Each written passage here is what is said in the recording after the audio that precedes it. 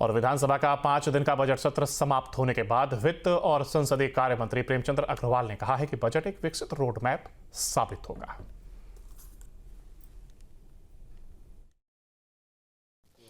उत्तराखंड विधानसभा का बजट सत्र आज 5वें दिन समाप्त हो गया है और 5 दिन की गतिविधियों पर बातचीत करने के लिए हमारे साथ संसदीय कार्य मंत्री फाइनेंस मिनिस्टर प्रेमचंद अग्रवाल जी हैं। तो ओवरऑल एक आपका जो एक आउटलुक आया है निकल करके, पक्ष विपक्ष ये सारी चीज़ें, मुद्दे, जन समस्याएं, प्रश्नकाल, शून्यकाल, तो क्या आपकी त्वरित टिप्पणी? देखिए, हमारा विधानसभा का सत्र 18 तारीख से शुरू हुआ था और आज 18, 19, 20, 21, 22 को आज इसका अगले सत्र के लिए स्थगित कर दिया गया है। और आप जानते हैं कि ये बहुत ही महत्वपूर्ण हमारा ये सत्र रहा और इस सेंस में कि इसमें बजट प्रस्तुत किया गया और बजट भी देखिए पहली बार इतने बड़े साइज़ का बजट प्रस्तुत हुआ है, जिसमें मैं कह सकता हूँ 1,01,175 करोड़ का ये छोटा सा मेरा उत्तराखंड और उसमें इतना बड़ा बजट। और उसमें भी आप ये देखिए कि पिछली बार से लगभग 13% का इजाफा इस बजट में हुआ है। और उसमें हमने जहाँ आपसे अनेकों बार बात की है कि हमने हर बिंदुओं पे हर क्षेत्र को कवर किया है। उत्तराखंड के कल्याण के लिए, उत्तराखंड वासियों के कल्याण के लिए बजट, सर्वांगीण विकास का बजट हमने दिया है। ये 3 मुद्दे हैं, हम अपने दर्शकों को आपके माध्यम से मतलब ये बताना चाहते हैं।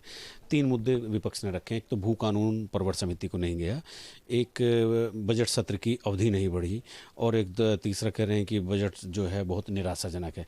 तो मतलब ये 3 मुद्दों पर आप हमारे दर्शकों को थोड़ा बताइए। देखिए, पहला बिंदु यदि आपने कहा भू अध्यादेश, अब इन्होंने कहा परवर समिति को सौंपना चाहिए।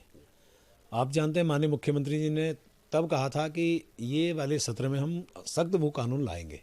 हमने लाने का काम किया और अनेकों लोगों ने इसकी बधाइयाँ दी है। मैं इसके लिए माननीय मुख्यमंत्री जी का भी अभिनंदन कर रहा हूँ। लेकिन अब ये प्रवर समिति को सौंपने का मतलब ये इसको पेंडिंग करना चाहते थे। आप प्रवर समिति का मतलब है कि फिर प्रवर समिति के, हालांकि मैं प्रवर समिति के बारे में नहीं बोल रहा हूँ, मैं इस बारे में बोल रहा हूँ कि यदि प्रवर समिति को सौंपा जाएगा या सौंपा जाता तो ये लिंगर ऑन हो जाता, फिर अगले सत्र तक वो उसमें आप उसकी जो है कुछ नहीं कह सकते थे। और स्वाभाविक तौर से हमने 18 से 24 तारीख तक का तय किया था और 18, 19, 20, 21, 22, 23, 24, 25 में 22, 23 में सैटरडे संडे और हमने सोमवार की भी आज चलाया और वो भी कार्य मंत्रणा समिति की बैठक में निर्णय के बाद हमने ये कार्यक्रम जो सत्र का है वो हमने किया। तो कुल मिलाकर मैं कह सकता हूँ कि आने वाले टाइम पे ये हमारे उत्तराखंड के लिए रोड मैप बनेगा और इसका असर आपको धीरे धीरे आपके सामने दिखाई भी देगा। बहुत धन्यवाद बातचीत करने के लिए।